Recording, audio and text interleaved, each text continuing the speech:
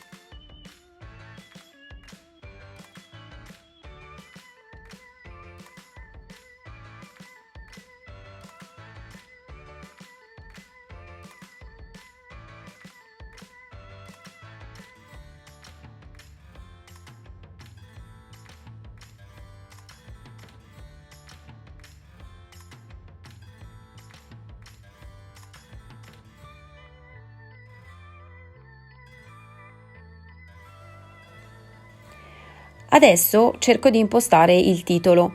Ho deciso più o meno quale sarà l'ingombro e lo voglio fare proprio come se fosse un mezzo arco. Il titolo sono i maritozzi con la panna. Quindi la mia parola da scrivere è maritozzo, anzi maritozzi. Quindi piuttosto lunga, la voglio scrivere in corsivo e quindi faccio una prima bozza con la matita per avere proprio idea di come posizionare la mia scritta, le mie lettere e capire se il tutto funziona.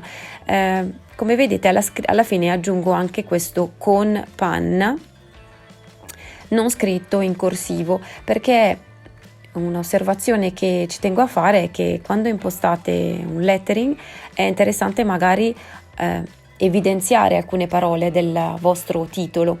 In questo caso la parte più importante per me è maritozzi, quindi lo voglio fare più grande e in corsivo, mentre l'altra è un'aggiunta e quindi sarà più piccolo in stampatello. Adesso mi do alla scrittura. Come ho già fatto altre volte, qui il testo l'avevo già scritto a matita e non faccio altro che riscriverlo con la mia penna, quella della Koh-i-Noor, che è nient'altro che una penna gel. Siccome la ricetta è molto lunga e lo spazio che ho a disposizione non è moltissimo, per questo innanzitutto ho scritto il titolo nella parte della pagina illustrata e in secondo luogo decido di scrivere gli ingredienti divisi su 2 colonne. Cosa che fino adesso non avevo ancora fatto, ma è un piccolo escamotage che ho trovato per ridurre un po' lo spazio e riuscire a starci con la ricetta in una pagina sola.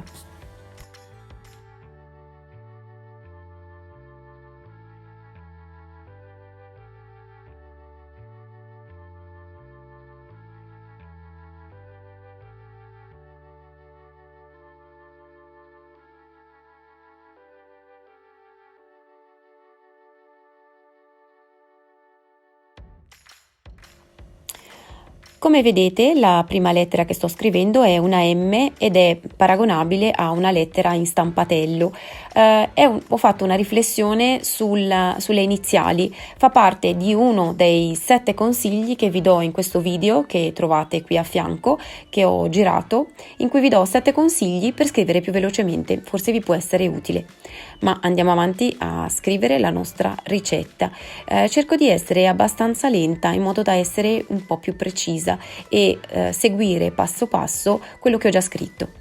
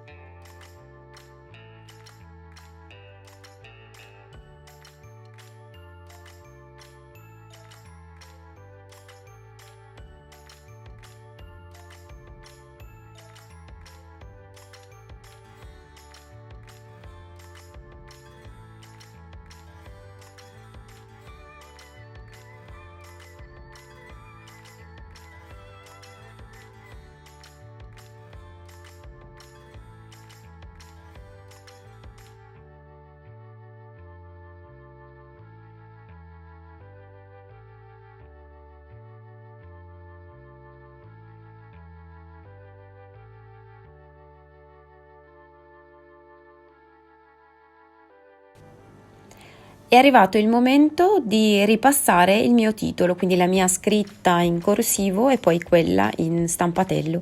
Utilizzo sempre il mio pennarellino waterproof. Vedete che ho fatto mi sono aiutata in questa maniera, ho tenuto sotto un foglio bianco che non c'entra nulla, in modo da creare questo effetto di sfondamento con gli svolazzi di questa M, e quindi sembra quasi che proseguano al di là del foglio e in realtà si fermano lì dove sono. Voglio farvi notare un'altra cosa su quello che sono gli elementi della scrittura del corsivo, che a me piace tantissimo. Il corsivo ha questa peculiarità, cioè le sue forme sono un po' visibili e un po' invisibili. È un concetto un po' strano da capire e da prendere, però è così, cioè ci sono delle linee che proseguono, è basato su questi ovali che si incrociano, ma con delle logiche veramente ferree, e le forme che noi disegniamo proseguono il nostro movimento. In realtà è molto più ampio rispetto a quello che è poi il tratto scritto che rimane sulla carta, e questa mi sembra una cosa molto bella di questa scrittura, perché la rende veramente come una melodia.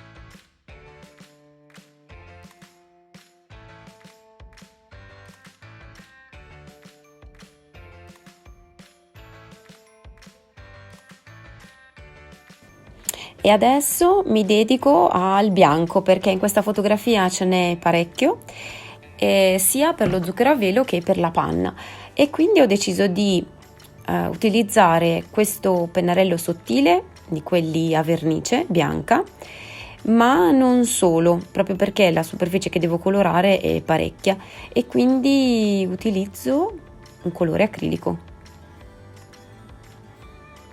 Con il pennello riempio questo spazio bianco in modo da creare questo fortissimo contrasto con la mia pagina marrone e queste linee disegnate in nero. Il colore acrilico, tra l'altro, mi permette di coprire perfettamente il marrone della mia pagina, e oltretutto posso tenerlo non troppo bagnato, quindi piuttosto denso, in modo da non rovinare la mia pagina nella parte sottostante, quindi dove già ho scritto la ricetta precedente, e niente, di creare insomma questo effetto di macchia bianca della panna.